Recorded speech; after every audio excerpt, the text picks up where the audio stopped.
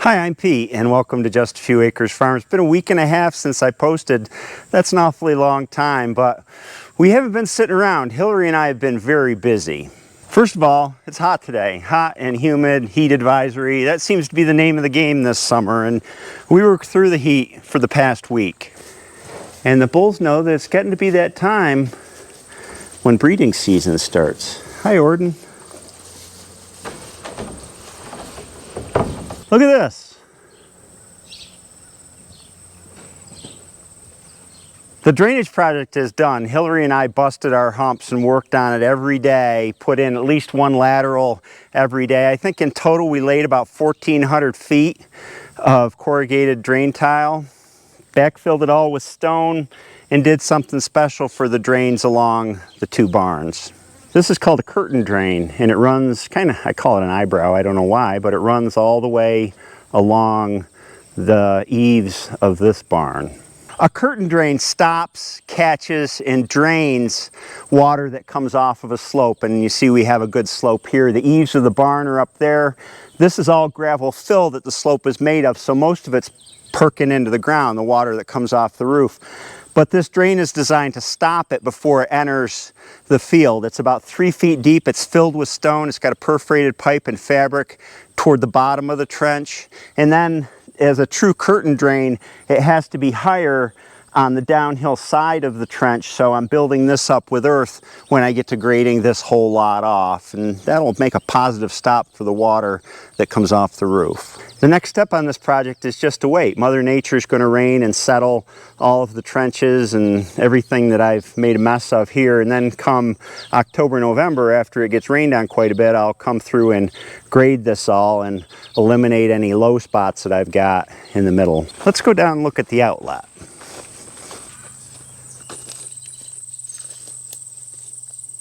She's draining just a trickle. We had almost an inch of rain yesterday, so that's what we're seeing. But the trend lately has been hot and dry, so I don't expect to see a lot of water coming out of this till we hit a rainy spell. That ground that I was digging in was awful dry. When the weather cools down a little bit, Hillary and I are going to take those trees off of the side of the barn where they've just grown up, take that fence down that runs along the barn, move it to the other side of the curtain drain so the cattle can't get into it, and clean this whole area up and put a new T-post hot wire fence around the inside of this woven wire fence because it's getting the snot beat out of it, and the T-post fence will work so much better to keep the cattle away from it. Shooey, it's hot outside. Let's go in here. Oh gosh, darn that bush.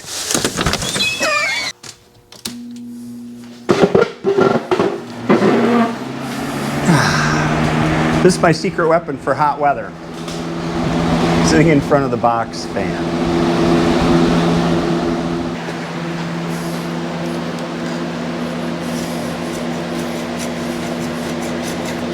There isn't much left of this bushing on the 3-point arm.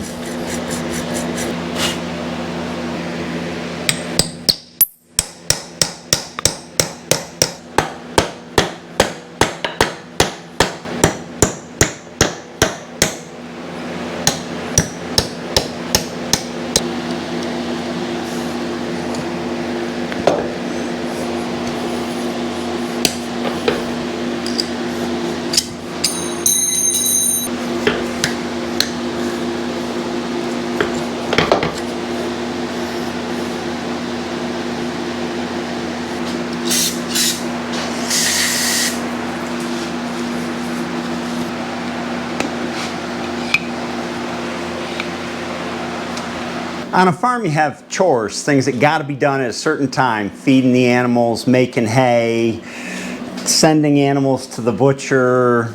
It's on a fixed schedule. And then there's projects, things that need to get done but on an indefinite schedule. I got a bunch coming up. This is one of them. I got to get this 856 painted. New bushing.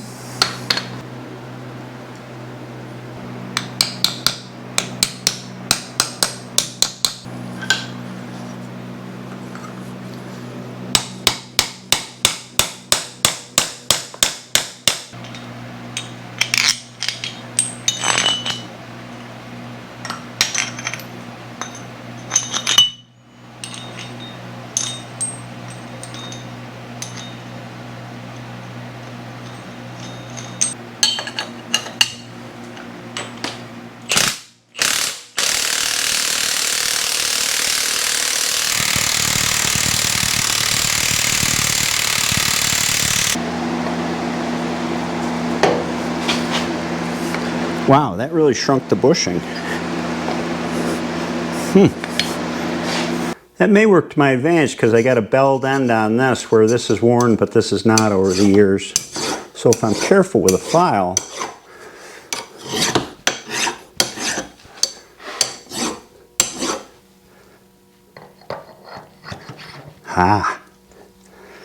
that's an awesome fit. That's good. But the one on this side is going to be a little bit more work because it got worn into here, so I'm going to have to pull the bushing, weld that up, and smooth it down, and then put the new bushing in. Somebody is bound to say, because they always do, that you can freeze these bushing and they'll go in easier. They don't. The coldness of the freeze doesn't last very long and it doesn't shrink them enough. My experience, anyway.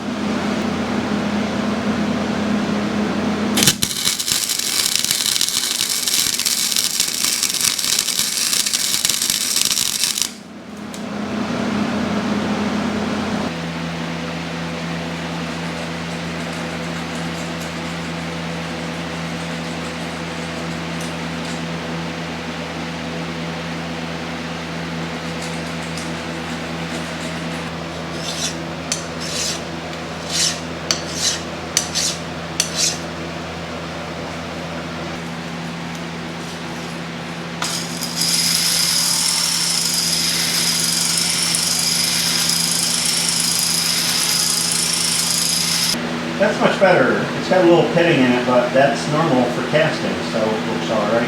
Welding, and then I did a little honing in there, and hopefully the bushing will fit in easier.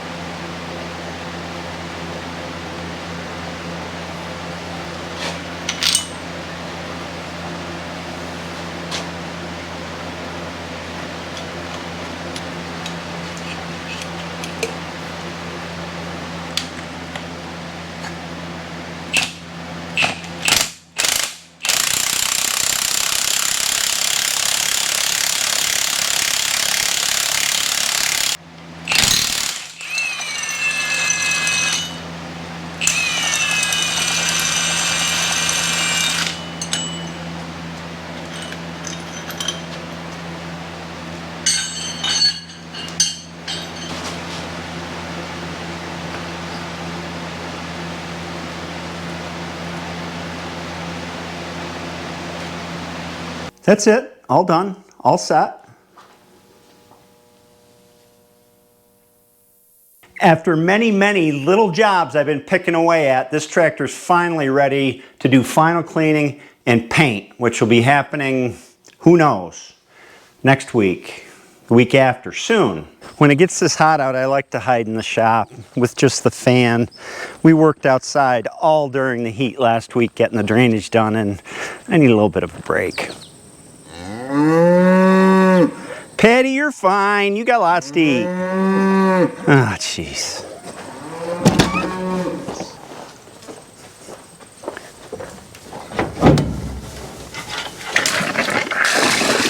Howdy, Bulls. Titus and Orden. This is not a bad place to be on a hot day. At least you got the shade.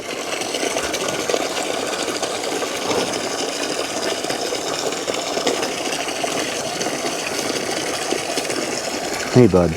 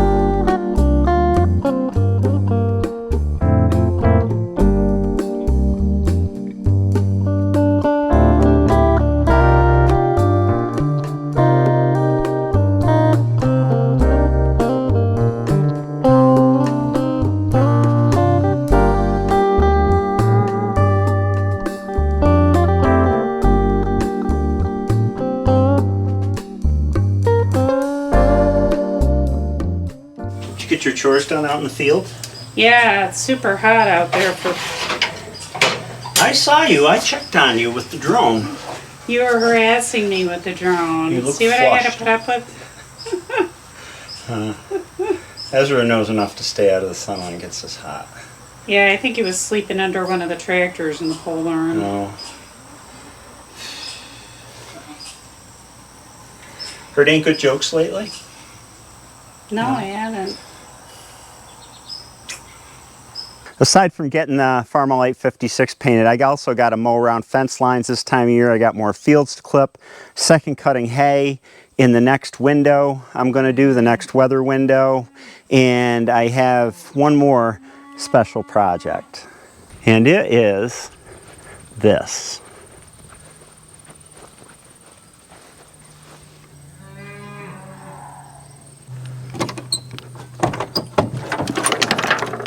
Oh, squirrels have been in here. Look at all those nuts.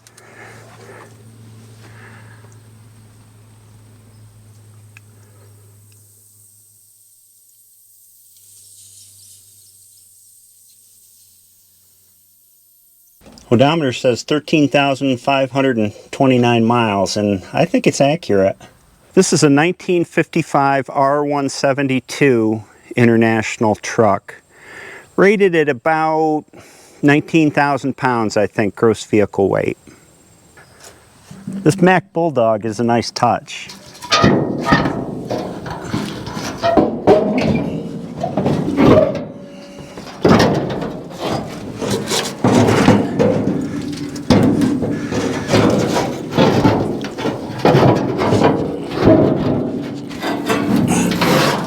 Here's the power plant, International straight six engine. It's either a 269 or a 282 cubic inch engine.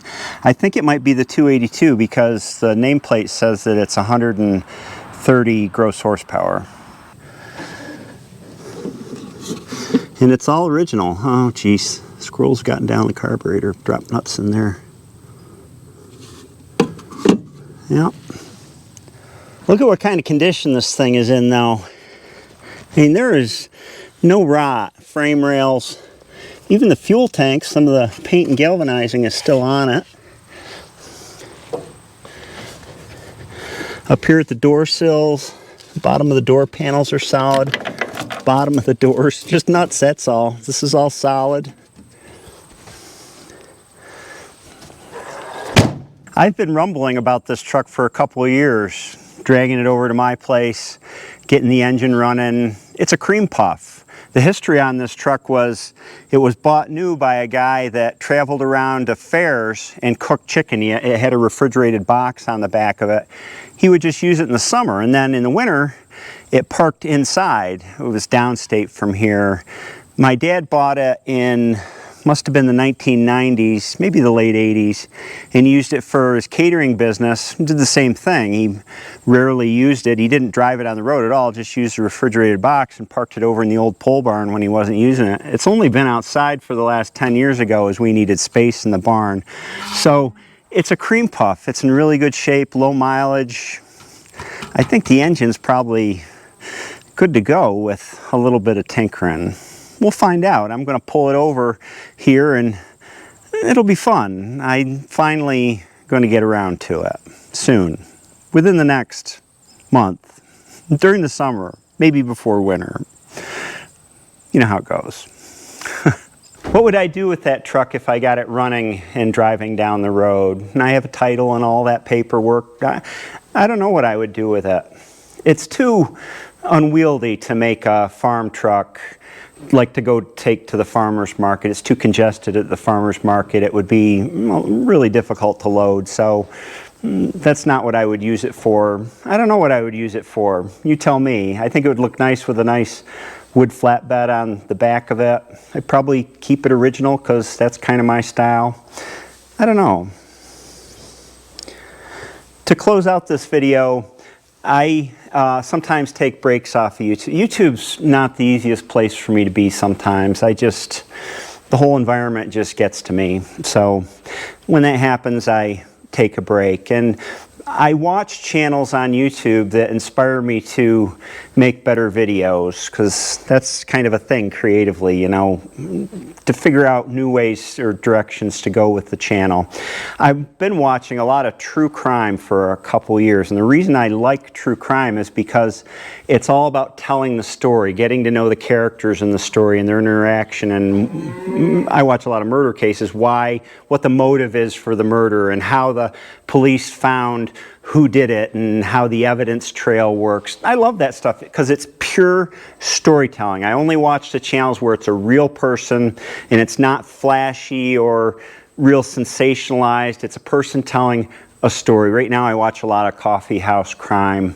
That's the channel. I go through them and I'll watch all the videos and move on to the next channel. Just Thought Lounge is another great one. I enjoy listening to the person give the story in their own voice. And the other thing that I'm watching a lot of now is Andrew Camarata.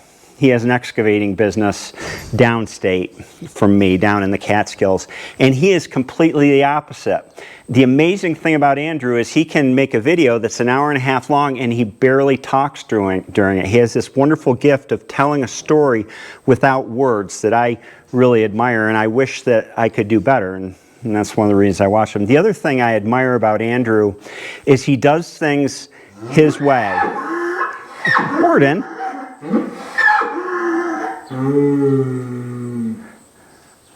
He don't care about the people griping about safety, this and that in the comments, and he should have done it this way or that way. He just does his thing, and I really respect him for that. I think it takes a lot to exist in this environment today and to be able to do that. So those are the things I watch to kind of get better at the craft that I practice here on YouTube, and to maybe make it so that I can stay longer on this platform and still keep my sanity. I hope you enjoyed this video, and I'll see you next time.